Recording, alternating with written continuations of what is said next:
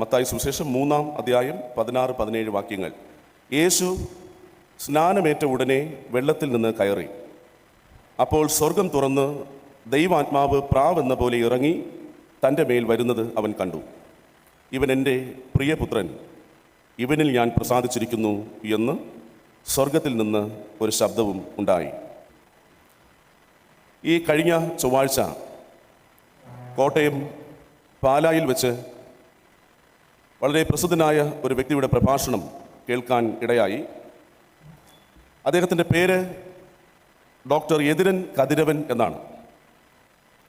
അമേരിക്കയിലെ ചിക്കാഗോയിൽ സയൻറ്റിസ്റ്റായി പ്രവർത്തിക്കുമ്പോഴും മലയാളത്തിൽ ശ്രദ്ധേയമായ വിഷയങ്ങളിൽ പുസ്തകങ്ങൾ എഴുതുകയും പ്രത്യേകിച്ച് ഈ പുതിയ കാലഘട്ടത്തിൻ്റെ വെല്ലുവിളികളെക്കുറിച്ച് സൂക്ഷ്മമായി നിരീക്ഷിക്കുകയും പഠനങ്ങൾ വെളിപ്പെടുത്തുകയും ചെയ്യുന്ന ഡോക്ടർ യതിരൻ കതിരവൻ, അദ്ദേഹം ഈ കഴിഞ്ഞ ചൊവ്വാഴ്ച ദിവസം സംസാരിച്ചത് കൂടുതലും ആർട്ടിഫിഷ്യൽ ഇൻ്റലിജൻസ് AI-യുടെ കാലം, സമീപഭാവിയിൽ തന്നെ നമ്മുടെ ജീവിതത്തിൻ്റെ സമസ്ത മേഖലകളെയും സാരമായി ബാധിക്കാൻ സാധ്യതയുള്ള AI, ആർട്ടിഫിഷ്യൽ ഇൻ്റലിജൻസ്, ഇപ്പോൾ തന്നെ നമ്മളെല്ലാവരും അതിൻ്റെ ഉള്ളിലാണ്. ചികിത്സാ സമ്പ്രദായങ്ങൾ സാരമായി വ്യത്യാസപ്പെടും. ഇനി ഒരു സർജറി ചെയ്യാൻ ഡോക്ടർമാരുടെ ആവശ്യമില്ല. നമ്മുടെ ശരീരം കീറിമുറിക്കുന്നത് റോബോട്ടുകളായിരിക്കും. ഡോക്ടർമാർ AI നൽകുന്ന പ്രോഗ്രാമിനനുസരിച്ച് ചികിത്സകൾ തുടരുന്നൊരു കാലം അതിപ്പോൾ തന്നെ പല രാജ്യങ്ങളിലും ആരംഭിച്ചു കഴിഞ്ഞു. നമ്മൾ വിശ്വസിച്ചാലും ഇല്ലെങ്കിലും നമ്മുടെ നിരത്തുകളിൽ ഡ്രൈവർ ഇല്ലാത്ത വണ്ടികൾ ഓടും. നമ്മളൊക്കെ ഇനി സഞ്ചരിക്കാൻ പോകുന്നത് ഡ്രൈവർ ഇല്ലാത്ത വാഹനങ്ങളിൽ ആയിരിക്കും. ഇപ്പോൾ അത് പല രാജ്യങ്ങളിലും ഉണ്ട്. നമ്മുടെ അറിവ്, വിജ്ഞാനത്തിന് സാരമായ വ്യത്യാസം വരാൻ പോകുന്നു. നമ്മൾ മുഖത്ത് ധരിക്കുന്ന കണ്ണാടിയിലും ചിപ്പിലൂടെയും അറിവിൻ്റെ നിരവധി സാധ്യതകൾ നമ്മുടെ ശരീരത്തിന് സൂക്ഷിക്കാൻ കഴിയുന്ന വിധം അത്രമേൽ വളർന്നുകൊണ്ടിരിക്കുന്നൊരു കാലം. ഇനി കാണാപ്പാഠം പഠിച്ച് നമ്മൾ കഷ്ടപ്പെടേണ്ടതില്ല. സദാ അറിവ് നമ്മുടെ ശരീരത്തിലും നമ്മുടെ മനസ്സുകൾക്കും എളുപ്പമാകും വിധം വന്നുകൊണ്ടിരിക്കുന്നു. ഒടുവിൽ അദ്ദേഹം പ്രഭാഷണം പറഞ്ഞ് അവസാനിപ്പിച്ചത് ഗോഡ്, ദൈവത്തെക്കുറിച്ചുള്ള നമ്മുടെ ചിന്താഗതികൾക്കും വ്യത്യാസം വന്നുകൊണ്ടിരിക്കുകയാണ്. ദൈവത്തെക്കുറിച്ചുള്ള ഈ ലോകത്തിൻ്റെ സങ്കല്പം അതിവേഗം മാറിക്കൊണ്ടിരിക്കുകയാണ്. അങ്ങനെയെങ്കിൽ ആർട്ടിഫിഷ്യൽ ഇൻ്റലിജൻസ് നമ്മുടെ ജീവിതത്തിൻ്റെ സമസ്ത മേഖലകളെയും സാരമായി ബാധിക്കുന്നുവെങ്കിൽ, ഇപ്പോൾ നമ്മൾ കാശ് ക്രയവിക്രയം ചെയ്യുന്നില്ല, പകരം നമ്മളെല്ലാവരും നമ്മുടെ കയ്യിൽ സൂക്ഷിച്ചിരിക്കുന്ന മൊബൈലിൽ ആ സ്കാൻ ചെയ്ത് പണം നൽകുന്ന സർവ്വസാധാരണമായ രീതിയിലേക്കും നമ്മൾ വളർന്നു കഴിഞ്ഞു. കറൻസിയിലും രൂപയുടെ വിനിമയത്തിലും എല്ലാം വ്യത്യാസങ്ങൾ വരും. ഇത് കേവലം ഒരു 10-15 വർഷങ്ങൾക്കപ്പുറം സംഭവിക്കുന്നതല്ല, ഇപ്പോൾ മുതലേ നിലവിലിരിക്കുന്ന സാഹചര്യമാണ്. ഒരു കാലത്ത് കമ്പ്യൂട്ടർ ഈ ലോകത്തിലേക്ക് വന്നപ്പോൾ ആ കമ്പ്യൂട്ടറിൻ്റെ പുതുമകളെക്കുറിച്ചും കമ്പ്യൂട്ടറിൻ്റെ സാധ്യതകളെക്കുറിച്ചും നമുക്ക് സ്വീകരിക്കാൻ വലിയ പ്രയാസമായിരുന്നു. കാരണം ഒരു പുതിയ സംവിധാനം ഈ ലോകത്തിലേക്ക് വരുമ്പോൾ അത് അത്ര വേഗം നമുക്ക് ദഹിക്കുകയില്ല, സ്വീകരിക്കാൻ പ്രയാസപ്പെടും. നമ്മൾ നയിച്ചുകൊണ്ടിരിക്കുന്ന ജീവിതത്തെ സാരമായി ബാധിക്കുമ്പോൾ പലതും നമുക്ക് ഉൾക്കൊള്ളാൻ കഴിയാതെ വരും. കമ്പ്യൂട്ടർ പക്ഷേ നമ്മുടെ നിത്യജീവിതത്തിൻ്റെ ഭാഗമായി മാറി എന്ന് പറയുന്നത് പോലെ AI, ആർട്ടിഫിഷ്യൽ ഇൻ്റലിജൻസിൻ്റെ കാലം.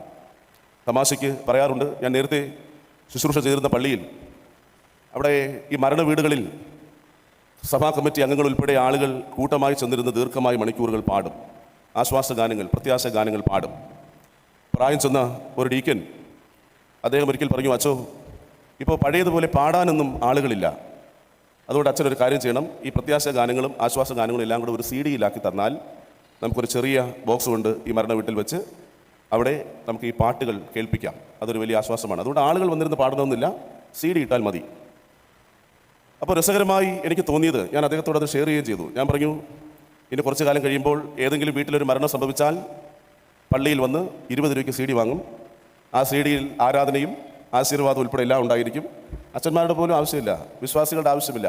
മരണം സംഭവിച്ചാൽ CD മുഖേന കാര്യങ്ങളൊക്കെ നടന്നുകൊള്ളും.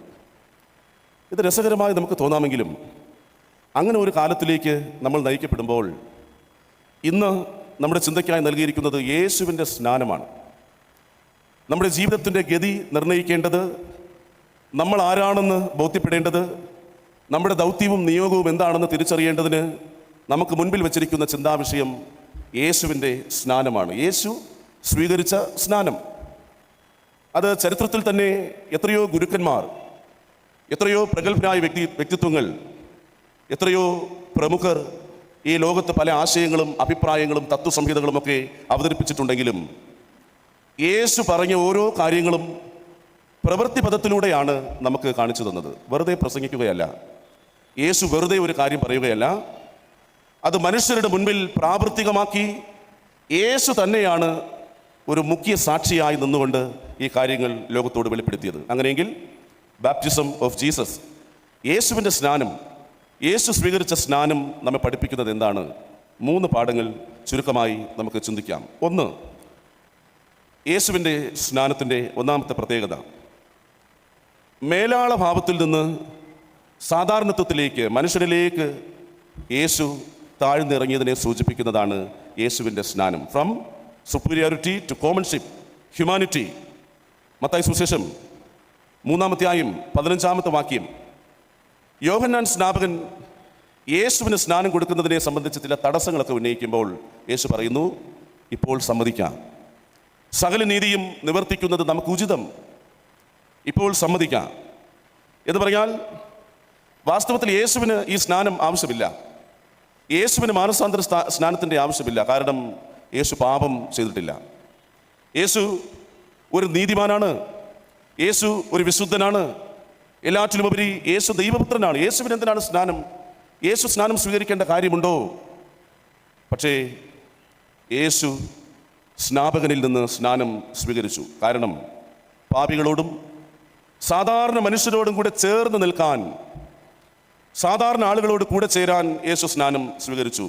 മേലാള ഭാവം അതിൽ നിന്ന് താഴേക്ക് വരികയാണ്. യോർദാൻ നദിക്കര, ആ സ്ഥലത്തിന് അങ്ങനെ ഒരു പ്രത്യേകത ഉണ്ട്. സാധാരണക്കാരായ ആളുകൾ വന്നിരുന്ന് കൊച്ചുവർത്തമാനം പറയുന്ന ഒരു ഇടമാണ് യോർദാൻ നദീതീരം. സാധാരണക്കാരാണ് കൂടുതലും. അവരിൽ ഒരാളായി സ്നാനം സ്വീകരിക്കുവാൻ ആളുകളിങ്ങനെ ക്യൂ നിൽക്കുമ്പോൾ അവരിൽ ഒരാളായി യേശു നിൽക്കുകയാണ്. കാരണം ഞാൻ നിങ്ങളിൽ ഒരാളാണ്. ഇതാണ് സന്ദേശം. യേശു പറയുന്നു, ഞാൻ നിങ്ങളിൽ ഒരാളാണ്, ഞാൻ മനുഷ്യരോടൊപ്പമാണ്, ഞാൻ മനുഷ്യരിൽ ഒരാളാണ്. Public act of humanity, public act of humility. മനുഷ്യരുമായി ചേർന്ന് നിൽക്കുകയാണ്, ജനപക്ഷത്തോട് ചേർന്ന് നിൽക്കുകയാണ്. ഞാൻ നീതിമാനാണ്, എനിക്കെന്തിനാണ് സ്നാനം എന്ന് പറഞ്ഞ് മാറി നിന്നില്ല. ഞാൻ വിശുദ്ധനാണ് എന്ന് പറഞ്ഞ് മാറി നിന്നില്ല. ഞാൻ ദൈവത്തിൻ്റെ പുത്രനാണ്, എനിക്ക് സ്നാനം ആവശ്യമില്ല എന്ന് ഒഴിവ് കഴിവ് പറഞ്ഞ് മാറി നിന്നില്ല. യേശു മനുഷ്യരോട് ചേർന്ന് നിന്നു. ക്രിസ്മസ് കഴിഞ്ഞതേ ഉള്ളൂ. എന്താണ് ക്രിസ്മസ്? ദൈവം മനുഷ്യനാകാൻ തീരുമാനിച്ചതാണ് ക്രിസ്മസ്. ദൈവം മനുഷ്യരോട് കൂടെ വസിക്കുന്നു. സ്നാനവും അതിൻ്റെ സുപ്രധാനമായ ഒരു അടയാളമാണ്. മനുഷ്യരോട് ചേർന്ന് നിൽക്കുന്നു. നമ്മുടെ സഭയുടെ ഉത്തരവാദിത്വവും ഇത് തന്നെയാണ്. ജനസമക്ഷം ചേർന്ന് നിൽക്കുക, സാധാരണക്കാരോട്, ജനങ്ങളോട് ചേർന്ന് നിൽക്കുക. ഇതാണ് സ്നാനത്തിൻ്റെ സുപ്രധാനമായ സന്ദേശം. സ്നാനം സ്വീകരിച്ചിരിക്കുന്ന നമ്മൾ മേലാള ഭാവത്തിൽ നിന്ന് സാധാരണത്വത്തിലേക്ക് താഴ്മ ധരിക്കണം. നമുക്കൊക്കെ ഈ മുകൾ പരപ്പിൽ നിൽക്കാനാണ് ഇഷ്ടം. ഉന്നത നിലങ്ങളിലും മുകളിലെ സ്വാധീനങ്ങളിലും ഉയർന്ന നിലകളിലുമൊക്കെ നിൽക്കാനാണ് നമുക്കെല്ലാവർക്കും താല്പര്യം. പക്ഷേ ക്രിസ്തു മനുഷ്യരോട് ചേർന്ന് നിന്നു. അതിൻ്റെ സൂചനയാണ് സ്നാനം. ലോകപ്രസിദ്ധനായ വാൻ ഗോഗ്, അദ്ദേഹം ലോകപ്രസിദ്ധനായ സാഹിത്യകാരനാണ്. വാൻ ഗോഗ് കുറച്ചു കാലം പുരോഹിതനായിരുന്നു. അദ്ദേഹം പുരോഹിതനായിരുന്നപ്പോൾ അദ്ദേഹത്തിന് ആദ്യം കിട്ടിയ ഒരു അസൈൻമെൻറ്റ്, ആദ്യം കിട്ടിയ ഇടം ഖനിത്തൊഴിലാളികളുടെ ഇടയിൽ അവിടെയുള്ള ഒരു ചെറിയ പള്ളിയിലാണ് ആദ്യത്തെ നിയോഗം. വാൻ ഗോഗ് ആ ഖനിത്തൊഴിലാളികൾ തിങ്ങിപ്പാർക്കുന്ന ഇടത്ത് ആ ചെറിയ പള്ളിയിൽ ശുശ്രൂഷയ്ക്കായി പോകുമ്പോൾ ആ പള്ളിക്കകത്ത് ഒരാൾ പോലുമില്ല. ബെഞ്ചുകളെല്ലാം ഒഴിഞ്ഞു കിടക്കുന്നു, ഒരാൾ പോലുമില്ല. എത്രയോ നാളുകളായി ആളുകൾ പള്ളിയിൽ വന്നിട്ട് വാൻ ഗോഗ് ആരാധന നടത്താനാകാതെ ആലയത്തിൽ നിന്നിങ്ങനെ ഇറങ്ങി നടക്കുകയാണ്. ഖനികളിലൂടെ അദ്ദേഹം സഞ്ചരിച്ചു. ഖനിത്തൊഴിലാളികൾ കഠിനമായി വേർപ്പൊഴുക്കുന്ന ഇടങ്ങളിലൂടെ അദ്ദേഹം സഞ്ചരിച്ചു. രാവിലെ മുതൽ വൈകുന്നേരം വരെ ഖനിത്തൊഴിലാളികളുടെ ഇടയിൽ സഞ്ചരിച്ചതിന് ശേഷം വൈകുന്നേരം പള്ളിയിലേക്ക് മടങ്ങിയെത്തി ആരുമില്ലെങ്കിലും ഒരു ചെറിയ ആരാധന അർപ്പിച്ച് മടങ്ങാൻ തീരുമാനിക്കുകയും അങ്ങനെ ഒരു ആരാധന അദ്ദേഹം ഒറ്റയ്ക്ക് ആരംഭിച്ചു.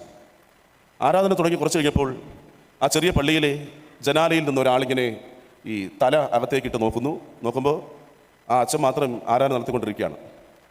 കുറച്ചുകൂടി കഴിയുമ്പോൾ ആ ചെറിയ ആലയത്തിൻ്റെ വാതിലുകളിൽ നിന്ന് ഓരോരുത്തരായിട്ട് വന്നു തുടങ്ങി.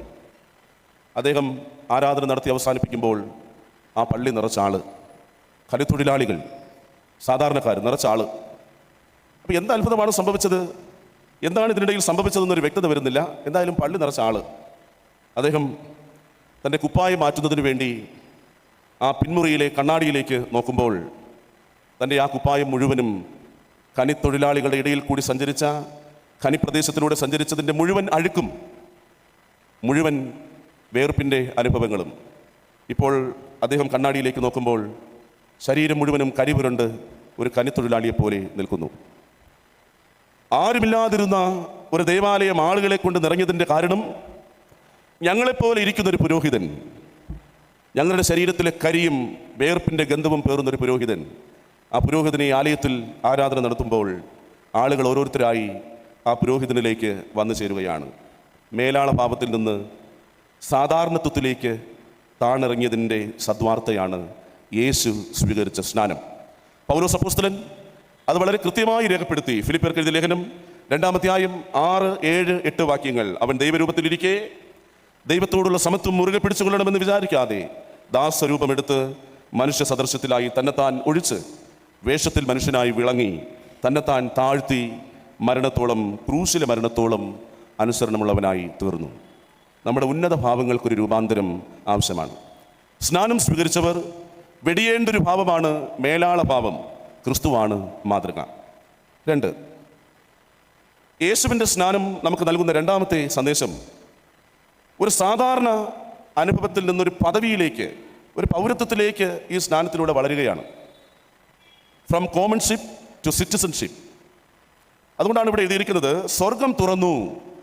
യേശു സ്നാനം സ്വീകരിക്കുമ്പോൾ സ്വർഗം തുറക്കുകയാണ് എന്ന് പറഞ്ഞാൽ ദൈവരാജ്യം ഈ സ്നാനത്തിലൂടെ പ്രകടമാവുകയാണ്. അടഞ്ഞിരുന്ന വാതിൽ, ഇടയ്ക്കുണ്ടായിരുന്ന വേർതിരിവ് മാറി ഒരു പുതിയ പൗരത്വത്തിലേക്ക് നീ ഇനി സാധാരണ മനുഷ്യനല്ല, സ്വർഗം തുറക്കുകയാണ്. സ്നാനം വഴി യേശു ദൈവരാജ്യത്തിൻ്റെ പൗരത്വം ഉറപ്പിക്കുകയാണ്. ഒരു സാധാരണ മനുഷ്യനായി ജീവിതത്തിലേക്ക് പ്രവേശിച്ച യേശു സ്നാനത്തിലൂടെ ദൈവരാജ്യ പൗരത്വം അടയാളപ്പെടുത്തുകയാണ്. സ്വർഗം തുറന്നു.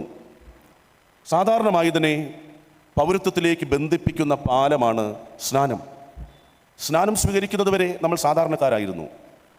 സ്നാനം ഏറ്റെടുക്കുന്നതുവരെ നാം സാധാരണക്കാർ. പക്ഷേ സ്നാനം സ്വീകരിക്കുന്നതോടുകൂടി നമുക്കൊരു പൗരത്വം കൈവരുകയാണ്. പൗലോസിൻ്റെ ഭാഷയിൽ പറഞ്ഞാൽ ഫിലിപ്പിയർ ലേഖനം 3-ാം അധ്യായം 20-ാമത്തെ വചനം, നമ്മുടെ പൗരത്വമോ സ്വർഗത്തിൽ ആകുന്നു. ഒരു വിദേശിക്കില്ലാത്ത ആനുകൂല്യങ്ങളും അവകാശങ്ങളും ഈ പൗരന് ഉണ്ട് എന്നതാണ് അതിൻ്റെ വ്യത്യാസം. ഇന്ന് നമ്മൾ പഴയ നിയമ പാഠമായി വായിച്ച പുറപ്പാട് പുസ്തകം 3-ാം അധ്യായം. മിസ്രയീം ജനം കഷ്ടത കൊണ്ടും ഊഴിയ വിചാരകന്മാർ നിമിത്തമുള്ള നിലവിളി കൊണ്ടും പതറിപ്പോയ ഒരു കൂട്ടം ജനം, ആ ജനത്തെ ദൈവം കണ്ട് മനസ്സലിയുകയാണ്. ദൈവം പറയുന്നുണ്ട്, മിസ്രയീമിലുള്ള എൻ്റെ ജനത്തിൻ്റെ കഷ്ടത ഞാൻ കണ്ടു.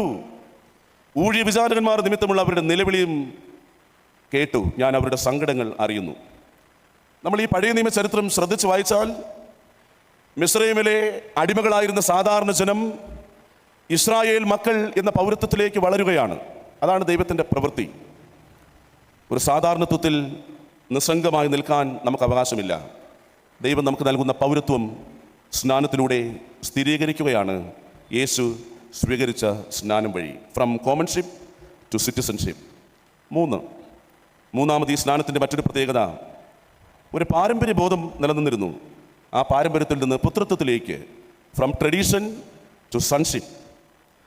വാസ്തവത്തിൽ യേശു സ്നാനം സ്വീകരിക്കുമ്പോൾ ആ കാലത്ത് ആ നാട്ടിൽ നിലനിന്നിരുന്നതാണ് സ്നാനം. 2 കൂട്ടം ആളുകളാണ് യോഹന്നാന്റെ മുൻപിൽ വരുന്നത് സ്നാനം സ്വീകരിക്കാൻ. 2 തരത്തിലുള്ള ആളുകൾ. ആരൊക്കെയാണ് 2 കൂട്ടം? ഇന്ന് നമ്മൾ പാഠമായി ശ്രദ്ധിച്ച മത്തായി സുവിശേഷം 3-ാം അധ്യായം അതിൻ്റെ 7-ാമത്തെ വാക്യത്തിൽ എഴുതിയിട്ടുണ്ട്, തൻ്റെ സ്നാനത്തിനായി പരീശന്മാരിലും സദൂക്യരിലും പലർ വരുന്നത് കണ്ടാറേ.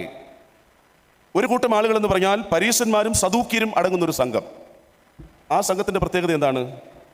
അവർ പറയുന്നത് അബ്രഹാം ഞങ്ങൾക്ക് പിതാവായിട്ടുണ്ട് എന്ന് പറഞ്ഞാൽ ഞങ്ങൾ ചില്ലറക്കാരല്ല, ഞങ്ങളുടെ പൂർവികർ നിസ്സാരക്കാരല്ല, ഞങ്ങളുടെ പിതാക്കന്മാർ, ഞങ്ങൾക്ക് മുൻപുള്ളവർ വളരെ പ്രഗത്ഭരാണ്, പാരമ്പര്യം കൊണ്ട് ഒരുപാട് ഉയർന്ന നിലയിൽ നിൽക്കുന്നവരാണ് അവർ എന്നാണ് ഈ പരീശന്മാരും സദൂക്യന്മാരും സ്വീകരിച്ചിരുന്നൊരു ഭാവം. അതാണ് ഒരു കൂട്ടർ. ഞങ്ങൾക്ക് നല്ല പാരമ്പര്യമുണ്ട് എന്ന് പറയുന്ന ഒരു കൂട്ടർ. ഞങ്ങൾ മറ്റുള്ള ആൾക്കാരെ പോലെയല്ല, ഞങ്ങൾക്ക് പറഞ്ഞ് പുകഴാൻ പാകത്തിൽ ചില പാരമ്പര്യങ്ങളുണ്ട്. എന്നാൽ രണ്ടാമത്തെ കൂട്ടർ അത് യേശുവിനെ കണക്കുള്ളവരാണ്. പാരമ്പര്യം പറഞ്ഞ് പുകഴാത്തവർ, സാധാരണക്കാരനായ മനുഷ്യരിലേക്ക് ചേർന്ന് നിന്നവർ. അതാണ് യേശുവിനെ കണക്കുള്ളവർ. രണ്ട് കൂട്ടർ. പക്ഷേ ഈ ആദ്യം പറഞ്ഞ കൂട്ടരെ കണക്കറ്റ് വിമർശിക്കുകയാണ് സ്നാപക യോഹന്നാൻ. സ്നാപകൻ അവരോട് പറയുന്നുണ്ട്, 9-ാമത്തെ വാക്യം, മത്തായി സുവിശേഷം 3-ാം അധ്യായം 9-ാമത്തെ വാക്യം, അബ്രഹാം ഞങ്ങൾക്ക് പിതാവായിട്ടുണ്ട് എന്ന് ഉള്ളം കൊണ്ട് പറവാൻ തുനിയരുത്. ഈ കല്ലുകളിൽ നിന്ന് അബ്രഹാമിന് മക്കളെ ഉളവാക്കുവാൻ ദൈവത്തിന് കഴിയും. ഇപ്പോൾ തന്നെ വൃക്ഷങ്ങളുടെ ചുവട്ടിന് കോടാലി വച്ചിരിക്കുന്നു. അബ്രഹാം പിതാവിൻ്റെ സന്തതി പരമ്പരയിൽപ്പെട്ടവരാണ് ഞങ്ങൾ എന്ന് നിങ്ങൾ പറയുന്നത് കൊണ്ട് യാതൊരു കാര്യവുമില്ല. നമ്മുടെ മാതാപിതാക്കൾ വലിയ ഭക്തരായിരുന്നു എന്ന് പറയുന്നത് കൊണ്ടും നമ്മുടെ ജീവിതത്തിൽ ഒരു വ്യത്യാസവും ഉണ്ടാകാൻ പോകുന്നില്ല. നമ്മുടെ പൂർവികർ വിശ്വാസത്തിൽ നിലനിന്നവരാണ് എന്നതുകൊണ്ട് നമുക്ക് യാതൊരു വ്യത്യാസവും ഉണ്ടാകാൻ പോകുന്നില്ല.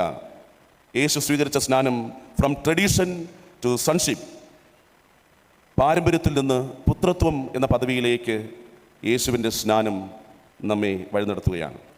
3 തരത്തിലാണ് യേശുവിൻ്റെ സ്നാനം നമ്മോട് ഇടപെടുന്നത്. ഈ സ്നാനത്തിന് ഒരുപാട് പ്രത്യേകതകളുണ്ട്. ഈ സ്നാനം ഇന്നും നമ്മോട് സംസാരിച്ചു കൊണ്ടിരിക്കുന്നു. യേശു സ്വീകരിച്ച സ്നാനം, 1, മേലാള ഭാവത്തിൽ നിന്ന് സാധാരണത്വത്തിലേക്ക്, മനുഷ്യരിലേക്ക് ചേർന്ന് നിൽക്കുന്നതിൻ്റെ സൂചനയാണ് യേശു സ്വീകരിച്ച സ്നാനം. 2, സാധാരണത്വത്തിൽ നിന്ന് പൗരത്വത്തിലേക്ക് വളരുകയാണ്. സ്വർഗീയ പൗരത്വം എന്ന ജീവിതത്തിൻ്റെ അനുഗ്രഹത്തെ പ്രകാശിപ്പിക്കുകയാണ് ക്രിസ്തു. നമ്മൾ ഈ ലോകത്തിൽ ജീവിക്കുന്നവരെങ്കിലും നമ്മൾ ഈ ലോകത്തിനുള്ളവരല്ല. സ്വർഗീയ പൗരത്വമാണ് നമ്മുടെ ജീവിതത്തിൻ്റെ അടിസ്ഥാനം എന്ന് ഓർമ്മപ്പെടുത്തുകയാണ് സ്നാനം, യേശു സ്വീകരിച്ച സ്നാനം. 3, നമ്മുടെ പാരമ്പര്യങ്ങൾ നമ്മെ അധികകാലം സഹായിക്കുകയില്ല. അബ്രഹാം പിതാവിൻ്റെ പാരമ്പര്യം പറഞ്ഞു പുകഴാൻ നാം ഒരുമിടുമ്പോഴും ആ പാരമ്പര്യങ്ങൾ നമ്മെ സഹായിക്കുകയില്ല. നമ്മെ സഹായിക്കുന്നത് പുത്രത്വം എന്ന പദവിയാണ്, ദൈവമക്കൾ എന്ന പദവിയാണ്. നല്ലവനും വിശ്വസ്തനുമായ ദാസനെ എന്ന വിളിപ്പേരിന് യോഗ്യമാവണ്ണം നമ്മുടെ ജീവിതങ്ങളെ ക്രമപ്പെടുത്തുമ്പോൾ നമ്മൾ ദൈവത്തിൻ്റെ പുത്രന്മാർ. 3 കാര്യങ്ങൾ: കോമൺഷിപ്പ്, സിറ്റിസൺഷിപ്പ് ആൻഡ് സൺഷിപ്പ്. ദൈവം നമ്മൾ ഏറ്റെടുത്തിരിക്കുന്ന സ്നാനത്തെക്കുറിച്ച് കുറെ കൂടി നമുക്ക് ബോധം കൈവരട്ടെ, കുറെ കൂടി ജാഗ്രത ഉണ്ടാകട്ടെ. യേശുവിൻ്റെ സ്നാനം ആത്മീകമായി നമ്മെ ആഴപ്പെടുത്തട്ടെ. കർത്താവായ യേശുവേ, ഞങ്ങളുടെ ഉന്നത ഭാവത്തിനും പാരമ്പര്യ ഭാവത്തിനും രൂപാന്തരം നൽകണമേ. ഞങ്ങളുടെ ഉന്നത ഭാവത്തിനും പാരമ്പര്യ ഭാവത്തിനും രൂപാന്തരം നൽകണമേ. മനുഷ്യരായി മാറാനും ഞങ്ങളുടെ സ്വർഗീയ പൗരത്വത്തെക്കുറിച്ച് സദാ ശ്രദ്ധിക്കാനും പുത്രത്വം എന്ന പദവിയിൽ അടിസ്ഥാനപ്പെടാനും